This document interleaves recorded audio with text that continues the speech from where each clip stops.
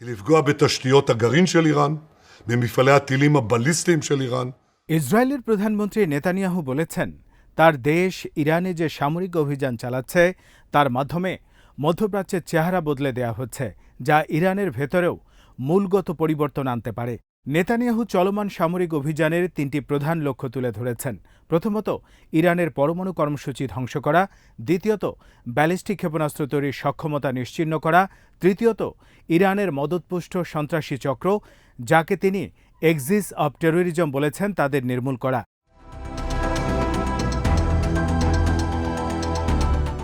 তিনি বলেন, এসব লক্ষ্য অর্জনে আমরা সবকিছু করব এবং এতে আমরা যুক্তরাষ্ট্রের সঙ্গে ঘনিষ্ঠভাবে সমন্বয় করছি।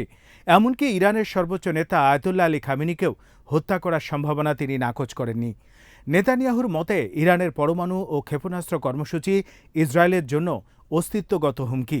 এই হুমকি প্রতিরোধ করাই ইসরায়েলের বর্তমান সামরিক অভিযানের মূল উদ্দেশ্য।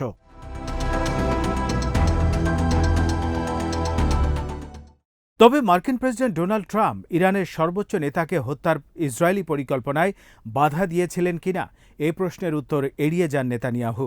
তিনি বলেন, যা প্রয়োজন আমরা সেটাই করছি। তার কথায় ইঙ্গিতে স্পষ্ট, ইরানকে দমন করতে ইসরায়েল চূড়ান্ত পদক্ষেপ নিতে প্রস্তুত। কিন্তু প্রশ্ন উঠেছে, নেতানিয়াহুর এই পরিকল্পনায় যুক্তরাষ্ট্র, বিশেষ করে প্রেসিডেন্ট ডোনাল্ড ট্রাম্প কতটা জড়িয়ে আছেন।